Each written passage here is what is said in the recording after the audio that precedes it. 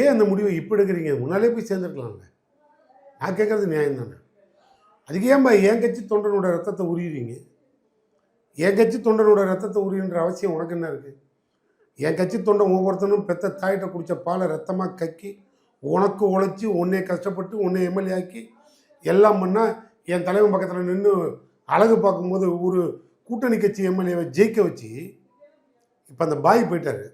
அந்த பாயை ஜெயிக்க வச்சு நாங்கள் கூட்டிக்கிட்டு எங்கள் அந்த மாவட்ட செயலாளர், அந்த ஒன்றிய செயலாளர், கிளை செயலாளர் நம்மளால் ஜெயிக்க வச்சுட்டோம்னா தலைவர் மத்தியில் போய் நிற்கணும்டா அப்படின்னு கூட்டிகிட்டு வந்து தலைவர் பக்கத்தில் நிற்க வச்சு ஒரே ஒரு ஃபோட்டோ இருக்குவார்.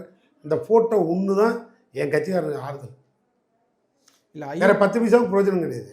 ஆனால் அந்த மாதிரி ஒரு உழைச்ச தொண்டனுக்கு தான் இந்த கஷ்டம் அருமை தெரியும். அதனால் அப்படியெல்லாம் இருந்து உங்களை உட்கார வச்சா நீங்கள் வந்து இன்றைக்கி நாங்கள் வந்து அவங்களோட போகிறேன்னு சொல்லி இவங்களோட போகிறேன்னு சொல்லி நாங்கள் வந்து மதசார்பற்ற கூட்டணி தானே போகிறோன்னு சொன்னோம். இவர் மதசார்பற்ற கூட்டணி தான் சொன்னால் இந்த மதசார்பற்றவரை இப்போ தான் தெரியுமா? இது முன்னால் தெரியாத? தேர்தலுக்கு முன்னால் தெரியாத?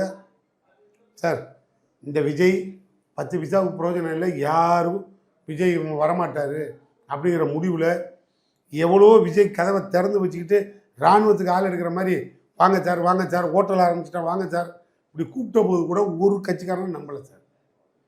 விஜய் இப்படி அபரிதமாக ஜெயிப்பாருங்கிறது அந்த கட்சிக்காரனே நம்பலை. நீங்களும் அண்டர்ஸ்டிமேட் பண்ண சார், அந்த கட்சிக்காரனே நம்பலை சார். நாங்கள் அண்டர்ஸ்டிமேட் பண்ண தானே செய்வோம். நாங்கள் ஏன் பார்க்கணும்? நான் கேட்குறது ஒரு கேள்வி. அந்த கட்சிக்காரனே நம்பலை, தாவேக்காரனே நம்பலை. எந்த தாவேக்காரன் நம்பினான்? அவன் போய் ரூம் போட்டுட்டு மலக்கப்படுத்திட்டு தூங்கிட்டு இருந்தான். மாற்று ஒரு சக்தி வரணும், இல்லை விஜய் வரணும் ஒரு முடிவெடுத்து மக்கள் ஓட்டு போட்டுச்சு உள்ளே விளையாண்டாங்க. வரட்டும், சந்தோஷம். அவன் கட்சி மெஜாரிட்டி, அவன் கட்சியில் இருக்கவங்க வரட்டும், அவன் கட்சியில் அமைச்சராகட்டும், எல்லோரும் இருக்கட்டும், ஒன்றும் தப்பு இல்லையே.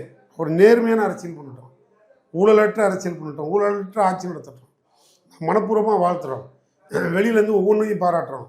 ஆனால் நீ தூய சக்தின்னு சொல்லி எங்களை எதிர்த்து எங்களெல்லாம் அயோக்கியம், கொலைகார கும்பல், குடும்ப அரசியல், இவங்க வந்து கொள்ளடித்தவன், இவன் ரவுடி, இவன் திருடன், இப்படியெல்லாம் எங்களுக்கு முத்திரை குத்திட்டு அப்புறம் எப்படி எங்கள்லேருந்து நீ ஓட்டிட்டு போனோன்னா அது உன்னோட ராஜதந்திரம்.